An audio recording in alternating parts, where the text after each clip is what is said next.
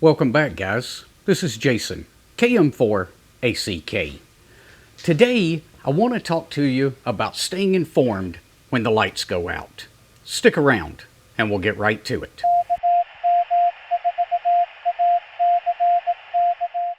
Real quick before we get going today, I've got to give a shout out to these guys. They're my latest patrons over on Patreon.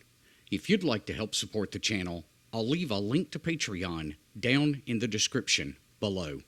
In my area of the country, weather is probably the leading cause of power outages. So as we go through this video, that'll kind of be my perspective on things, since that's the most likely thing to happen.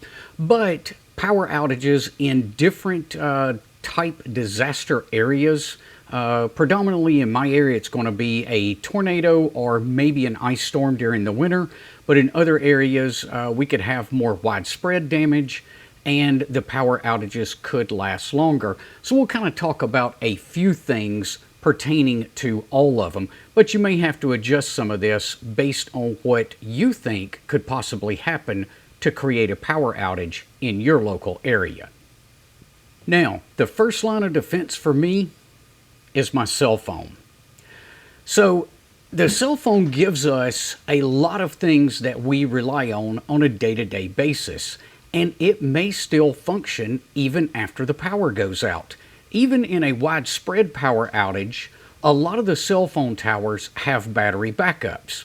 And with the cell phone, it gives me access to current radar data as well as local social media that I may want to be following when the weather has turned nasty.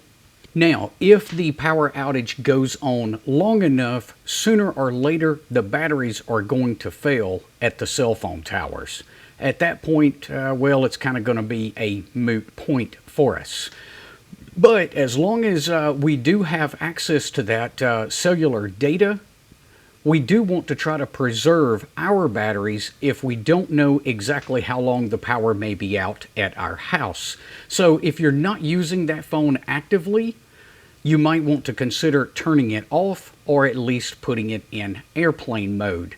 Now, if you have family that may be trying to contact you, for us, for instance, we have a family emergency communications plan, and I'll be going over that in another video later this month. But part of that plan says to try to reach the other person at the top of every hour, and we cut our phones on for just 5 to 10 minutes, try to make contact with our loved one. So in my case, it's my wife. And then if I can't make contact during that time frame, I'll go ahead and shut the phone back off to try to conserve that battery power. Now, in addition to the cell phone, we also rely on our television during bad weather. Even if the power goes out, I don't have a cable or a satellite subscription, so we get all of our TV over the air. I do have a battery that has a built-in power inverter that I keep in my lights out kit, and I'm able to power that TV for several hours off of that battery. So even if we've lost power, at least in the very beginning, I can go ahead and power up the television, and using that over-the-air antenna, I can go ahead and keep receiving those local weather reports. Now, again, if the power is off long enough, even that local TV station may not be able to remain on the air. Most of those guys do have generators, but a lot of times in natural disaster areas, fuel is very difficult to come by. So if they can't get fuel to refuel the generators, sooner or later, they're going to go offline as well. In my area, if the tornado outbreak becomes large enough or widespread enough, we actually have a FM radio station that will carry the live broadcast of one of our TV stations. Now, while I can't see what's going on, being able to hear that information coming in is a huge benefit. So I can't get radar images, but I can hear them talk about maybe which county it's in or a intersection of a particular town that we might want to be concerned with. Also, another advantage of an AM or FM radio is those are usually pretty low power consumption devices. So let's say the power was out long enough and my battery has been depleted that I'm powering the TV with. I can always swap over to that AM/FM radio and use it to still keep gathering information. Now, I'm sure somebody's going to leave in the comments down below that I left out the NOAA weather radio frequencies. Well, depending on what you're wanting and how quick you need your information, those may or may not be useful to me. During severe weather outbreak, tornadoes develop and the situation changes so rapidly that the NOAA weather radio system is actually not super beneficial if you're wanting to know, minute by minute tracking of a storm. Now, if you want to know the forecast out for the next several days or at least for overnight, it's a perfect source. But during those tornado outbreaks, the NOAA weather radio is just something I don't typically rely on. Now let's talk about something else before I move on to the obvious form of communication, and that's ham radio. With the first three things that we've talked about, the cell phone, the TV, and the radio, we can use an unlicensed person to be able to gather information from those sources. So let me give you kind of an example of the way things usually work during severe weather here at my house. My wife will monitor the TV and the local newscast with the radar images, and if she sees something that's critical, she'll bring that to my attention. While she's monitoring that, I'm usually up in the shack and I'm plugged into some other resources. So I've got access to several repeaters in our areas. So I monitor 2 different county repeaters, and then I monitor a statewide repeater system. In addition to that, I'm also able to log into the National Weather Service's site on NWS Chat and interact with other ham radio operators there as well.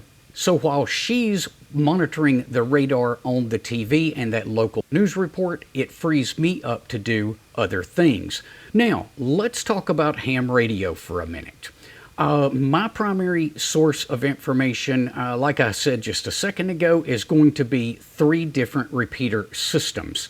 I know some of the repeaters in my area have battery backups, and some have generators. My primary repeater only has battery backups. There's no solar on it, and there's no generator on it. So should that power outage last long enough, we're going to deplete those batteries. Even if you have a generator, again, if you can't get to the repeater site or you can't get fuel for the generators, you're not going to be able to keep that repeater online. So we need to have a backup plan. And I practice on a pretty frequent basis with some local hams in our area on simplex coverage. There's also a gentleman that runs a simplex net twice a week in the Middle Tennessee area.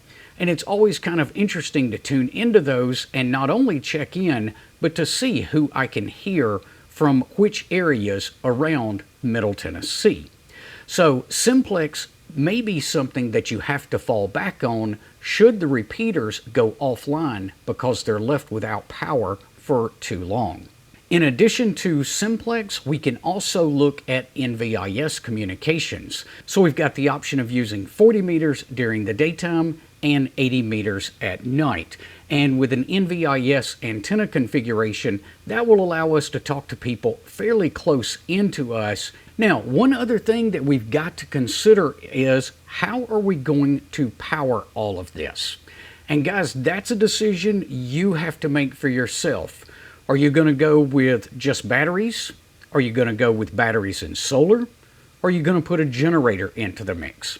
Each of those has their pros and cons. So you'll have to kind of decide what you think best fits your situation. I actually have all 3. My generator I do not use though for communications. The primary purpose of the generator is to keep the refrigerator and the freezers running when the power's out. And then I save my battery and my solar panel to power the radios. I can also power up some Raspberry Pis and keep some phones charged as well. But you're going to have to look at your situation and decide exactly how you're going to keep powered things up should a power outage last for an extended period of time. All right, guys, well, I hope you found this useful. Please be sure to give us a thumbs up before you head off, and we will see you guys on the next video. Until then, 7-3.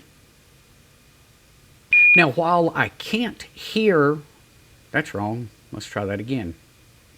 Here in my area, once we have a tornado, let's try that again.